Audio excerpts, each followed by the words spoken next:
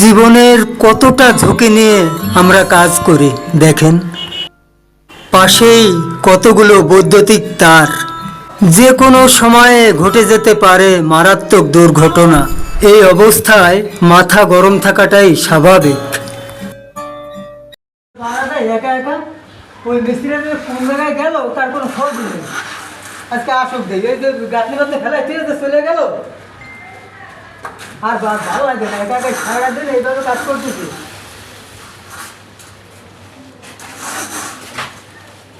এই ওই মিস্ত্রিটা দেখছো? হ্যাঁ দেখছি গোডাউন সে শুয়ে আছে।